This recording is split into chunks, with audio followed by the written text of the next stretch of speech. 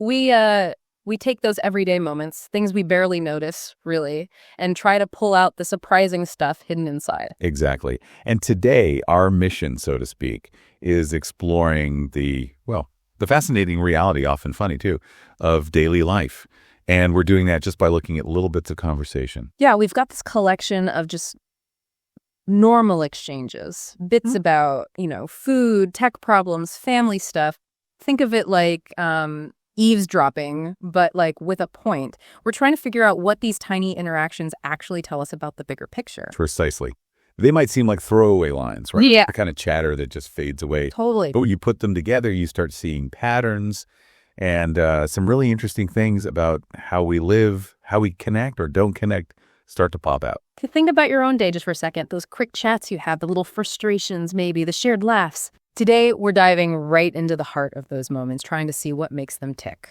Okay, so one thing that comes up constantly, like all the time in these conversations, is our relationship with food, which is, shall we say, complex. Oh, absolutely. Complex is the word. It's that constant tug of war, isn't it? Between what feels good right now comfort food and what we think we should be doing. Yeah.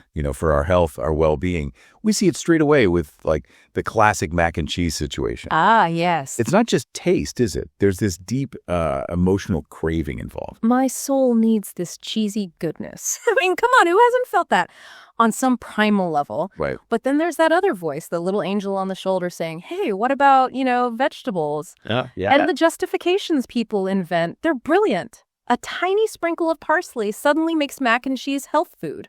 It's aspirational. It's a level of optimistic thinking I genuinely admire. Well, what's interesting is why, isn't it? Why these strong emotional links to certain foods? Often it's childhood stuff, comfort, maybe cultural things. Sure. When someone says, that's the point about the sugar in a cinnamon roll, it's almost like defiance. Yeah. Pushing back against any judgment, real or imagined. And these aren't just internal battles we're having, right? These different ways of thinking about food, they spill right out into our relationships. Oh, definitely. You've got the partner giving the frozen pizza the side eye, or the poor babysitter trying to negotiate with a kid who apparently only eats like beige-colored food, chicken nuggets forever. And these little snippets of dialogue, they really show the challenges, don't they? Yeah. Navigating different needs, different preferences, all under one roof. Yeah. Trying to get kids to eat healthy. It can feel like this endless negotiation. Yeah. That parent saying anything that will get him to eat his dinner. That just says so much about the daily grind of feeding a family. Then you add another layer, dietary restrictions, allergies.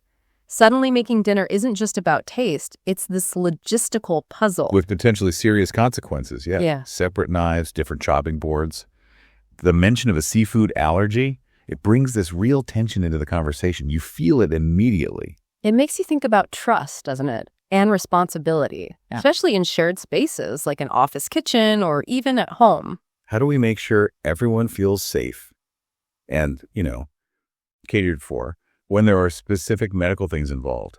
That joke about needing a hazmat suit. Yeah, I saw that one. It's lighthearted, but it actually highlights some very real anxieties around managing severe allergies. Yeah. It's not always easy. Even holidays, it's supposed to be about togetherness, right? But they can become these like culinary battlegrounds. Eller. That vegan Thanksgiving roast showing up next to the classic turkey, you could almost taste the awkwardness, the clash of old and new. But the grandmother's reaction in that one snippet, that's actually not bad. After trying the vegan roast, that's great. Yeah, a tentative thumbs up. It shows how traditions can evolve, right?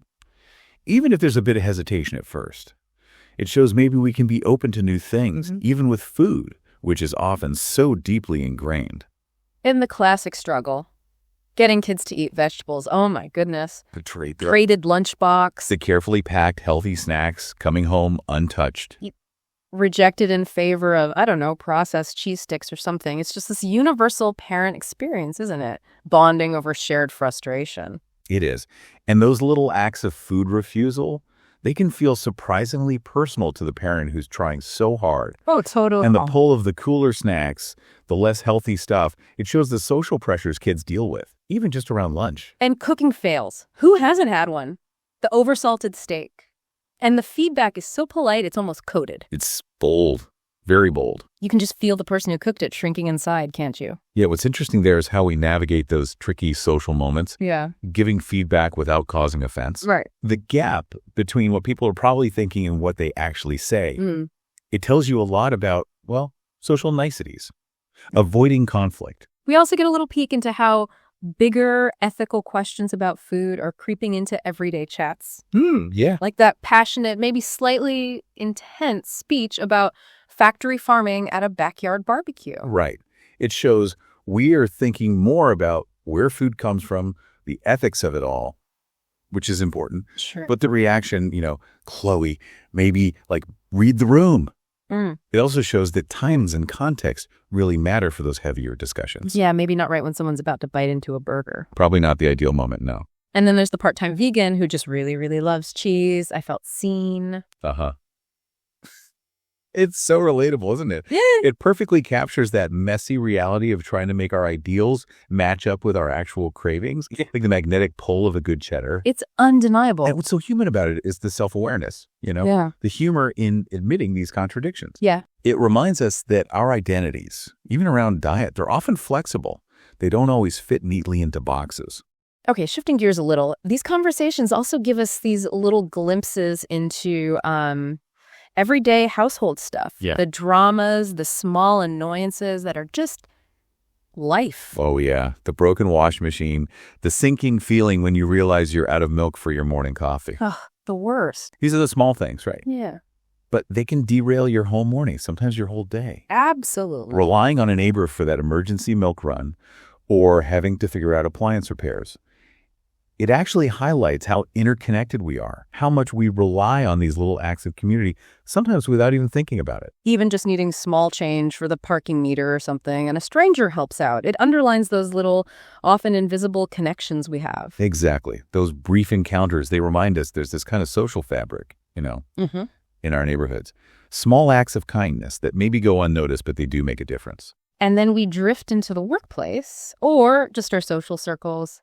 The dynamics there, office drama, whispers about a new couple. Yeah, the workplace, whether it's a physical office or, Slack channels, it's a hub for social stuff. Definitely. And these snippets, they capture the inevitable ups and downs, deadline stress, news spreading like wildfire. Sometimes, a bit of actual drama. A colleague storming out. Right, or the buzz around someone's new relationship. It's all just part of that social landscape we navigate. And sometimes life just throws you a curveball. Literally, in the case of the bird incident. Oh, no, not the burr poop. On the favorite shirt, naturally.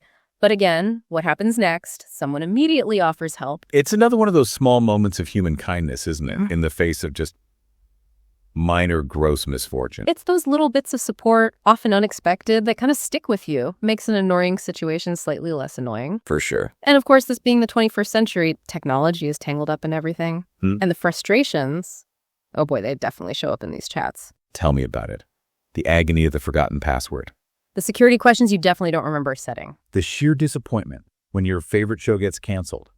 And then you're adrift, scrolling endlessly for something new. These are like the modern versions of the washing machine breaking down, aren't they?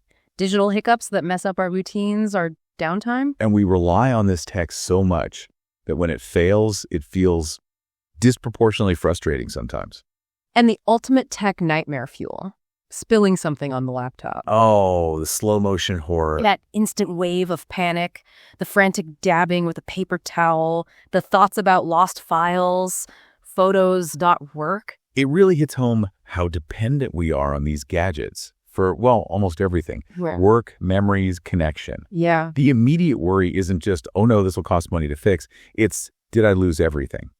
Which makes that little reminder to back things up. Use the cloud. So important, even though we all know we should. Even our health, our well-being, it surfaces in these little exchanges too. Someone sniffling with a cold. Yeah. And the immediate offers of tea, soup, maybe some unsolicited advice about vitamin C. Always. These small acts of care, of concern, they just highlight our shared vulnerability, right? Yeah. And the simple ways we try to look out for each other when we're feeling rough. And finally, we get these fascinating little windows into relationships, family dynamics, which are always, let's be honest, fertile ground for everyday mini drama. Oh, absolutely. That one about the sister-in-law asking for family recipe. Yeah. But it digs up all this old tension about past cooking critiques and hurt feelings. Oh, layered. Very layered. But it ends with a kind of reconciliation, doesn't it? An offer to actually bake together. It's a really nice example of how a simple interaction can hold so much history. And emotion. And the vulnerability in expressing that past hurt and then moving towards collaborating. But it shows there's potential for like healing and connection, even through something as everyday as baking. And the sheer anxiety waiting for someone like a food critic or even just a friend you admire to taste something you made. Oh, that description was perfect. The slow chewing, the furrowed brow, the internal panic monologue. Do they hate it? They definitely hate it. Why did I make this? It just captures that vulnerability so well, doesn't it? When we share something we put effort, maybe even love into. Totally. It reminds you how much we crave that external validation sometimes, especially for creative stuff. That fear of judgment, it's superhuman. It really is. And the parenting saga, especially around food, kind of comes full circle, doesn't it? With that shared feeling of just utter exasperation and maybe a little self-doubt. Sometimes I'm like, where did I mess up? Yeah, that hits home for pretty much every parent, I think, at some point. For sure. Those moments of shared frustration, dealing with a baffling world of like children's eating habits, it just underlines that constant learning curve of being a parent. So, okay. We've looked at all these little pieces, food, household stuff, work, tech, family. When we put them all together, what's the big picture that starts to emerge? What's the main takeaway here? I think it's that these conversations, these seemingly tiny, insignificant snippets of life, they actually offer really deep insights into what it means to be human. Yeah. Our needs, our connections, our frustrations, our joys, how we're constantly negotiating with the world and with each other. Exactly. And they're so relatable, aren't they? The emotions behind them, finding comfort in food, getting annoyed by technology, the strength of family ties, even the awkwardness.